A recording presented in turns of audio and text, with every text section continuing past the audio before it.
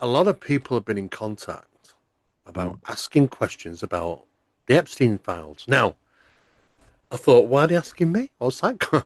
Some scumbag who wants to, what did he want to know from me? I was unaware at the time, though, that there'd been some, developments in regarding the file releases and certain particular areas of these files touches on not only the subject of UFOs or UAP Mhm. and NHI, but Mhm. also touches on ritualistic practice. And I thought, oh, yeah, mm. Well, I'm not going to be surprised there, and I'm sure you wouldn't have been surprised neither, because it does seem to be that the billionaires club, the big wigs, the big establishments, quite a number of them, not all, but quite a number of them, get involved in this ritualistic stuff. So, of course, when I found out about that, I thought, all right, okay, let's do a little bit of digging around. What's been said? What are people reading? And I could feel myself sort of bubbling up, getting a bit annoyed, getting more now angry the more I bloody read. Not surprising though that it illuminates what we talk about and our subject matter in regarding the ritual magic and ritualistic practices for the invocation, incarnation, communications with non-human intelligence, in association to UFOs, and not only that, but about gaining back Mhm. from it. You pump it, what you pump in, you get out. I don't know if it'll level up or not because it seems that from what I've read over the years, and you might agree with this, that Mhm. it starts off with a simple 50-50 trade. Yeah. You pump into this, you give it 50%, it delivers 50% in a cent. People are wondering, what did you mean by delivering 50%? Well, I mean, gifted in, Right. possibilities, um, new avenues, new doors open, new possibilities. The Midas touch, you could say. Everything you touch Yeah. turns to gold. It always goes your way. Because of the focal length, it's jittering. Whoa. There, it just flared out. That was awesome.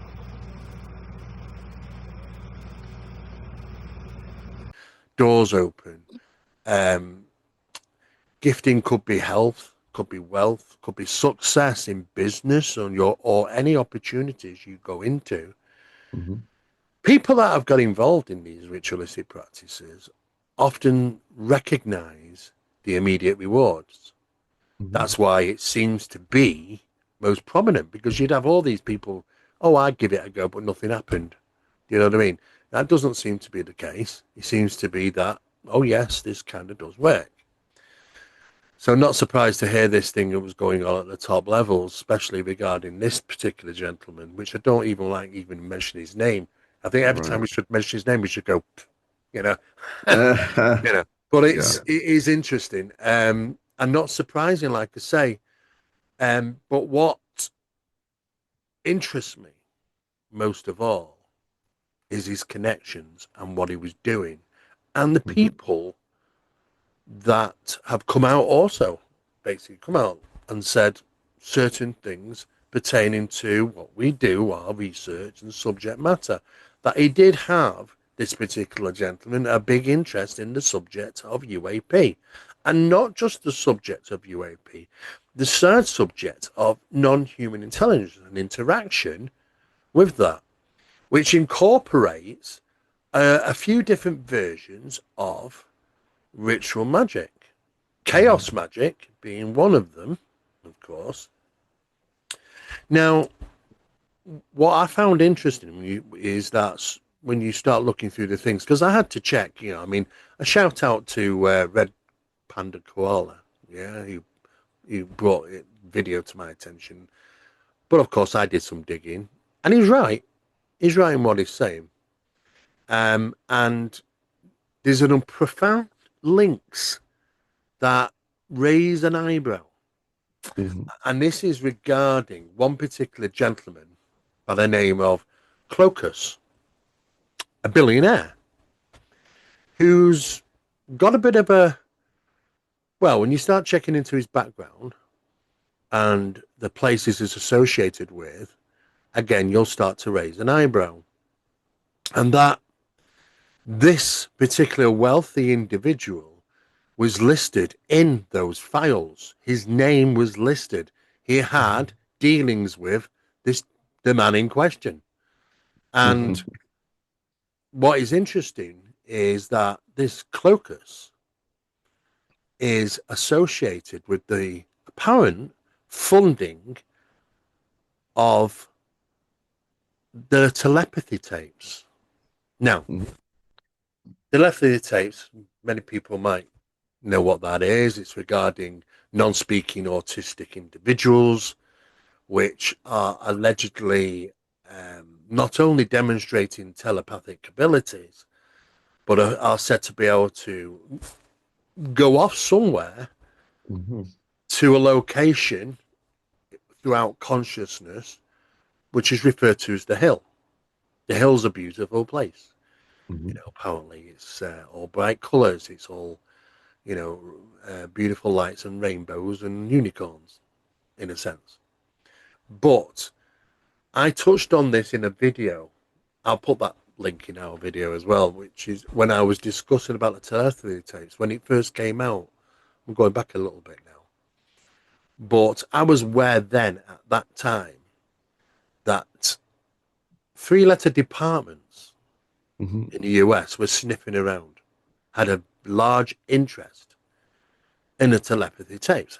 Not because of the kids' abilities, not because of the place where they go, which is this hill, where groups of them, apparently from all over the world, congregate into what is referred to as pods,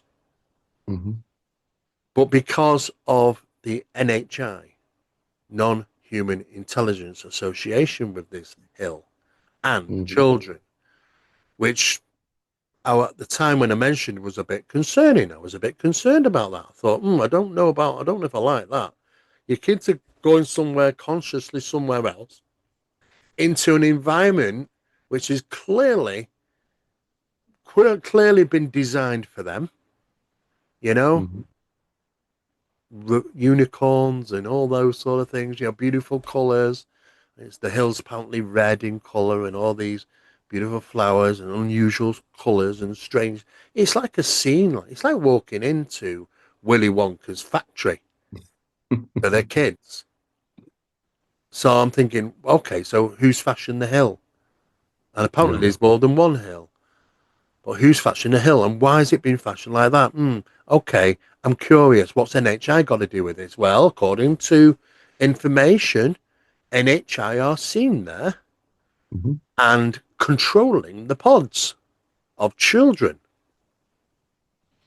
And they also are quite guarding, whatever that means. They are defensive. They are guarding, because if you're kind of a newcomer that turns up on the scene and start asking too many questions, or because it's like, as been described, you get these pods on the hill. And these pods are people, say 20 or 30 people, which have been communicating with each other for a long time. And let me just get it straight. This has been going on for a long, long time. And now we're only realizing about the telepathy tapes. Wow, what the hell's going on here? Well, it's been going on for a very long time. Of course, we were not in, we weren't supposed to know.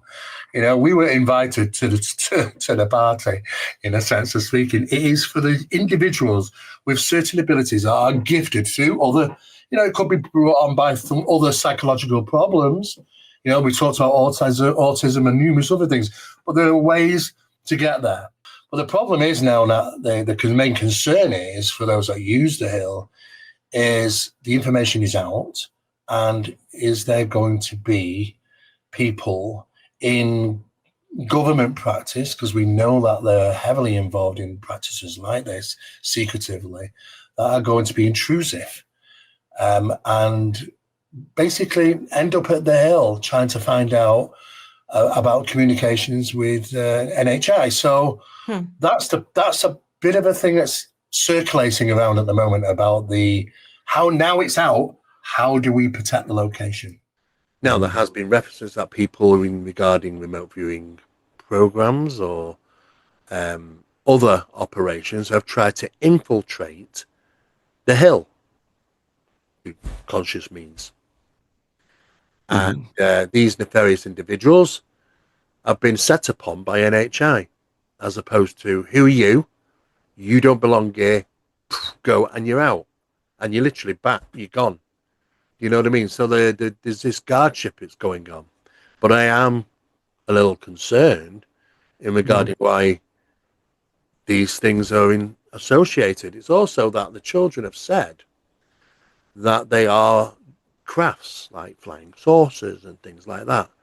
Some of which are very small, and some of them are balls of light, and they go into them. Of course, some of the alarm bells are ringing,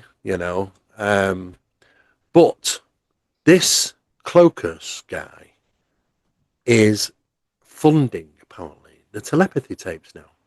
Now, it's interesting that there was a little bit of information that was out there regarding, because they're supposed to be making a film about this. And a question where the funding's coming on. So, of course, if he is funding the telepathy tapes, I think there's more than just a reason for an investment here. It's definitely an interest. Why?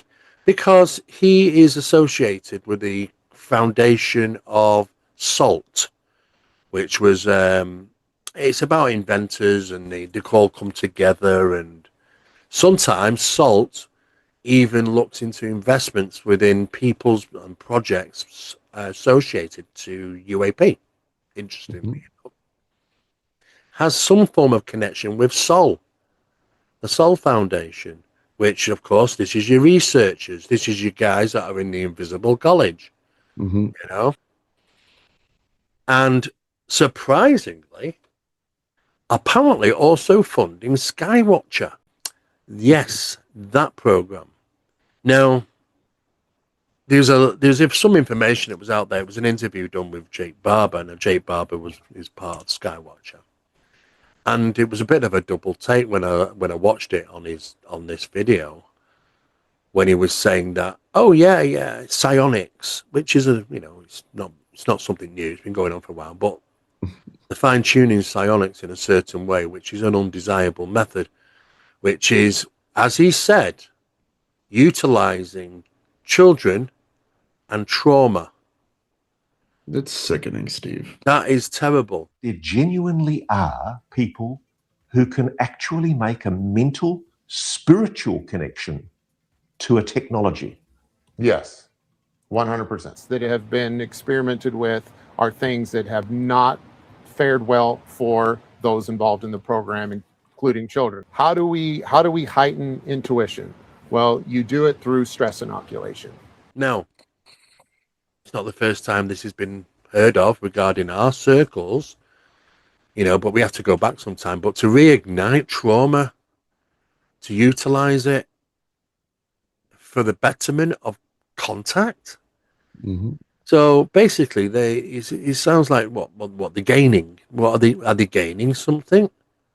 Right. And what are they up to? What are they doing? I mean, what's Jake Barber doing, turning around and saying even the words children and trauma in the same sentence, for crying out loud? I mean, it's just, I couldn't believe what I was hearing, to be honest with you. So this is a very suspicious individual.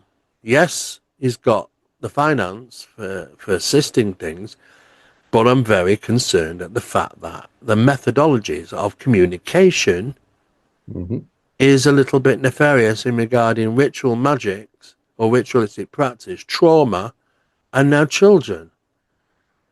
I mean, what are your views? I mean, your views will be the same as mine, mate. But it is a bit concerning that they believe that they can fast track. That's what it is. It's just fast tracking through ritual magic, by the sounds of it, and invocation, and introducing an induction of trauma-based stuff, which is with individuals. with children, and it's extremely, extremely dark stuff. This is where we get into, and I hate to say it like this, but it would be considered as satanic ritual abuse, Steve. In years ago, two things that I want to cover real quickly, if I may. A couple of years ago, I was in the middle of an interview with an individual who had suffered this kind of trauma at the hands of ritual abuse in her life. And she was an amazing person, Steve, but I got triggered. Like, I had to literally stop the interview. I said, well, I can't talk anymore about this. She's like, why? And I'm like, because like I feel this, you could feel the heaviness. And it's disgusting. And my heart goes out to these victims, of course. Terrible. The second thing is years ago now, years, like probably 7 years, if maybe, I was contacted by um, a media company, and I'll tell you who it is after the show, but they wanted to interview me. Now I'm thinking, why me, right? This is strange. Well, what happened was I had been discussing my research on necronetics and various podcasts, and they had just got done, they just finished rather, interviewing Juliet Bryant, which was one of his Oh, victims. yeah. And I smelled this weird, horrible smell come out there. And I smelled the same smell by the governor of the New Mexico's house. Like, I was having terrible nightmares, I was emailing them. I was like, please help. Please provide victim therapy for me and the other girls. I was going through a horrible time with it all. I saw a UFO when I was there, outside at New Mexico. I went to have a cigarette and I saw a weird, like, lights flying. And then I had the weird thing where, like, I looked at him and suddenly his face, like, grew, like, big, like this. And then I saw these huge black eyes, like this. But I just, I saw him turn into this horrible, creepy thing. What had happened was, and this is inevitable, was I'm out there, right, swinging for the fences like, guys, we have to pay attention to what's going on here. There is a pathology that is pervasive throughout history. It's, and I first realized the mask was being pulled off and that they actually wear masks by virtue of the interface events with entities. Not just the phenomenon or the larger proto-intelligence, but an entity itself through incubi cases. And so in one of my case studies, I had an entity that would appear as the husband, and then at the moment of conception, and I'm going to skirt around these issues because whatever. Yeah. Anyways, it would stare into the eyes of the experiencer and then pull the mask off, and the victim would realize in that one moment, oh my gosh, this is not at all who you appear to be. That was an interface designed to moderate my behavior, to control my responses, to deceive me. Yeah. And so I kept not really promoting, because that's the wrong choice of words here, but trying to articulate that motif to the best of my ability. And out of nowhere, I get an email, and we hop on a Zoom call, and they're like, "Yeah, we just talked to one of his experiencers, one of his victims, and she described that pathology to a T." Which freaked me out, because it's one thing to, right, talk about it in mythology. It's and believe that. When you have somebody who is credible coming forward and saying, yeah, this was and I dare I say, almost a species of Yes. practitioner. Yeah. And I'm reminded of not just the many connections within ufology and telepathy, but there's something deeper and darker going on. I mean, if it's possible, let me break this down for everybody. There is an individual right now that I know of in ufology who is a major player. Mm. And about a year ago, we had a conversation, and I would never betray their trust in terms of releasing their identity, because there's a lot there. But they lectured at a conference, was invited back home to someone's apartment in that city for dinner, and they get there, and the whole conference was promoting the extraterrestrial hypothesis, Steve. Right? We're just studying consciousness, but we're studying it from that perspective, and we're just trying to raise our consciousness, that. Yes, I know who you mean. I know exactly what you're talking about the press conference. Yeah. Oh yeah. And then they go back to this individual's apartment. the very first thing they see is an altar built to these beings. Mm. And this individual was, quote, catatonic, because it's a whole new world. And that's the whole point of our discussion, right? That's why we were on a Zoom call. It was like, Nathaniel, what is going on here? What is happening?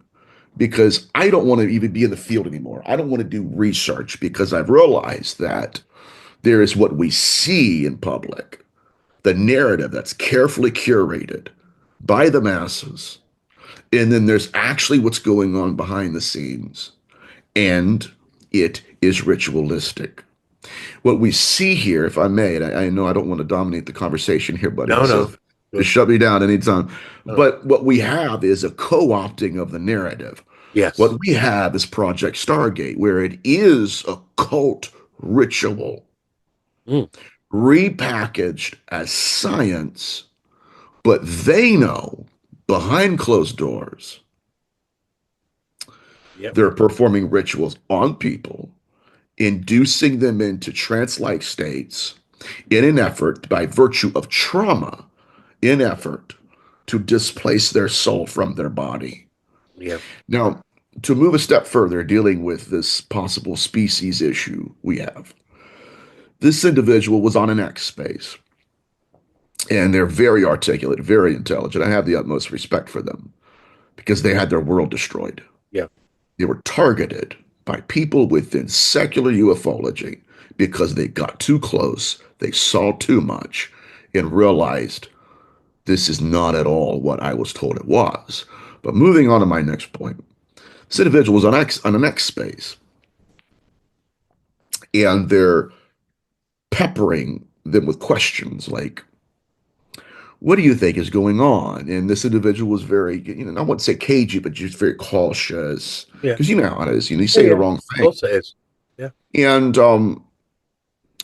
they understood what this individual was articulating, even in silence. It's the things that you weren't saying that really convinced them. At the very end of the X space, someone asked a question. And this has to be brought up, and you can edit it out. Yeah. Yeah. Are we talking about a cult, or occultists, or are we talking about like a different species entirely that are on the earth? Yeah. I know. And she opened up another box to draw a circle, another box, and said, or all of the above. Gotta go. And she left. They left. My point being is that at the root of this, what we're going to find is something that's ineffable, indigestible, and so very dark that a lot of people don't want to cover it. And it took me a long time. I mean, it's like that conversation I had with that experiencer where I could feel it, Steve. I felt like I was in the worst haunted house of my entire career. And it was wafting over my shoulders. And I said, I can't do this anymore. I deeply apologize. Yeah. But what they're realizing now is that this is not a figment of our imagination. This is not a bug. Yeah. It's a feature. This is who and what they bow down to. And then they go parading ATH everywhere. They do. I mean, the thing is that we've been saying this for a long time. People don't have to believe me, and they don't have to believe you. But it certainly catches their attention when it's coming third party, left, right, and center. And I'm like to say, you know what? I just keep, we keep saying these things. Sometimes these things come with a warning. Skirting around the outside in regarding investigative research regarding this matter is a delicate matter for you, for me, and the people that are involved in that type of study. It's a delicate matter. You've got to be really clever how you deal with the situation without being absorbed by it or tempted by it. And you've got to be, you just got to say it as it is, because there's a lot of people in this game, in this subject. that side towards themselves or financing and stuff. Mm. And I've always said to people, you know, you want to get into this subject, don't be looking for getting a job in it. You know what I mean? But for some it can be, but it's Mhm. usually not the greatest way to be dealing with things. Then you have to sort of also say, you know, some of these people, what have they really been up to? You know? Yeah. Well, the whole point of this really is that with it coming out, it's suddenly got illuminated. And then saying sort of, oh, well, this is what Nathaniel was saying. This is what Steve's been saying. This is what others, you know, from some others have been saying. Mhm. Yeah, it is. It's one of the same. It's no different. It's just the fact that it's coming third party and it's a bit of a hard hitter for them, Yeah. you know, well, because it's not coming from our lips, you know, but it does go on. And this is the stuff we do know, which is a minority. This is the stuff we do know. The majority is out there, still happening today that we do not know. We don't Mhm. get to hear. You know, I mean, you mentioned about Juliet Bryant, and I remember her being asked about, well, did you ever see a ritual? And she said, no, I don't recall seeing a ritual consciously because, you know, Mhm. she don't know what she had in her system. But she did say she believed that if she had, she wouldn't be here to talk about it. And that's how secretive they are Yeah. about such things. But what was interesting, though, is that there's a mention now in circles of something referred to as the demon face syndrome. Mhm. And it's people who are now reporting that they've seen people's faces change and not for the Mhm. better. And I Right. mean, literally change before their very eyes. And there's a number of different people that had these accounts. What's Mhm. interesting is that what Juliet Bryant said is that there had been occasions with this particular person Mhm. that she saw his face change Yeah. and that the normal human eyes became huge black eyes Mhm. and accompanied sometimes by a terrible smell. Mhm. You could say that smell could be similar to sulfur, Yeah. which again we've talked about in depth in regarding the connection between these specific odors. And it could be, if this is the case, that this is the face of the Dybbuk, if you Oh, want I to know be where you're going. Yeah. where I'm Yeah. going, because the Dybbuk is an attachment. It's not a forced attachment in the sense of speaking, is it? It's an No. infiltration, yeah? Yeah, it's a parasite, and this is why I fell out of love with much of my field of demonology because it's like, well, when have we had those cases represented on television? It's like whatever, whatever we can find at the Speedway or something. That's a gas station, right? The dime store. We'll put Yeah, those cases on because that doesn't really accurately depict the phenomenon. Forgive me, that was my little side quest. yeah, yeah, But yes, the debug phenomenon is possession and pregnancy. It's the incubus, Steve. And the only pictorial tradition we have of that, this is crazy, is an individual walking with a staff, and they have a skeleton. She has a skeleton on top of their back, right. clinging Yeah, to cringing up. cling. Yes, yes, And so that is the sexual pathology of the debug.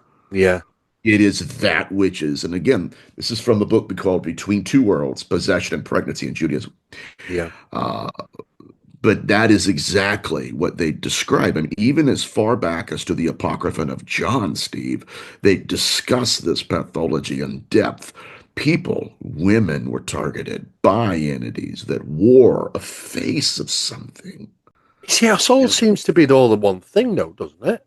It's all the Yes, same, yeah, that's absolutely. And then at the moment of conception, which is what Juliet Bryant describes in great detail, unfortunately, yeah. pulls the mask off. And then stares into the eyes of the experiencer. Now again, she would not know that as a ritual, Steve. No, she would But not know. those of us who do know that sexual pathology throughout folklore We know that as necronetics. That comes from the Apocrypha of John. Now, in antiquity, that was called an abstractic tradition. Now, abstractic is just a description, means it has to do with fertility and pregnancy. What Yeah. were they doing? They believed that at the moment of conception, insemination, that the man, whatever face the woman was focused upon at the time of conception, Yeah. she would birth the material image of. Mm. That's why it would convince the wife, I look like the husband. Why? Because she would conceive with the husband. Yeah. They're in a covenant relationship, Steve, but that's not the husband at all. And so it changes the face in order to impregnate them. What we're talking about is early epigenetics. Mm. We're talking about possession and pregnancy in the sense that an entity is trying to self-replicate through the womb. I want a body that looks like me, not the Yeah. husband, Yes. Yeah. me. And this is when you open up all of these case files and go, that's what he was trying to do. Yeah. And I read a New York Times article the other day where he was trying to just spread his DNA out. And this is what makes me believe, Steve, and again, I'm not trying to dominate the conversation. Yeah. Yeah. It's parasitic. Oh, for sure. Absolutely. What is interesting is that the work that my colleague Barry Fitzgerald has done. Mm-hmm. He did write a book, actually, Barry, called The Influence. If you look at representations of artwork and drawings, some of them very old, the influence is pictured as something non-human whispering into the ear of the individual, including apparently Jesus, including Jesus as well. What the argument is that it may never have been external. It may have been internal with individuals. The influence might not be something external guiding you, but something internal persuading you, which starts to get very interesting because you start to getting into the attachments and things. Statistically speaking, when we're talking about trauma, because induced trauma, yes, I get that. It's not the first time I've heard about this. Statistically, when you look at the details of some of those most profound individuals, those profound cases, the experiences that they've had, there's a strong connection between trauma and later life experiences with this sort of stuff. And I don't think that's completely by chance. Absolutely not. No. I believe people can stumble into it. I believe phenomena can choose individuals.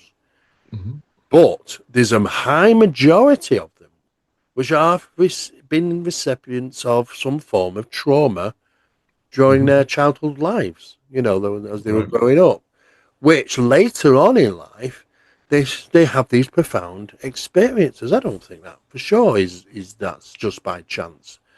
So there probably may be something to do with that, but to utilize it, to regenerate it, to use that as an energy source to tempt phenomena out from the shadows to be dealing with the phenomenon, to get what you want out of it, is not a good process. It's a bad process. And like you say, it starts getting into the very fundamental aspects of Satanism and ritualistic practices, when then two come in hand. It's not a good thing. These practices have been going on. There's evidence of them, over the years. If they were to continue, they would definitely go silent and secretive. For sure, they would. They would. I'm going to make a connection here that it's kind of vulnerable on my part because I researched this subject matter deeply.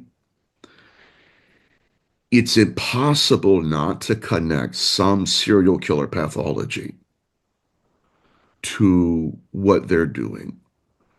When you have Steve, this is dark, bud. It is, buddy. I know where you're going. Yeah. When you have Jeffrey Dahmer Mm-hmm. disassociating, watching The Exorcist, swaying back and forth, speaking in another language, but he is catatonic. Yeah. And he comes out of it. What This did I is do? it.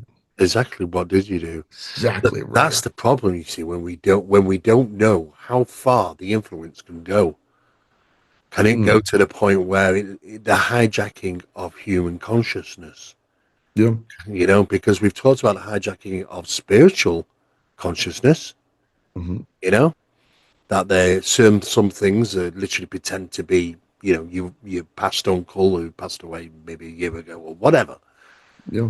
But not necessarily just spiritual hijacking, you know, but human consciousness could be through the elements of the influence. And now they are the driving wheel. That's the problem, you know. And this is what people are saying. People are saying is that, you know, they've come into a problem with an individual, and they've got angry and they've shouted, and then suddenly they see the true face of this thing that's steering that individual.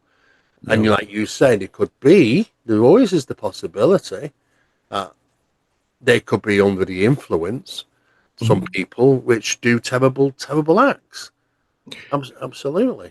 Yeah, 100%. And in addition to that, I strongly believe that possession as a phenomenon has been largely misunderstood by religion. Sure, we have case studies, Steve. And it's usually been framed around, you know, Catholic demonology.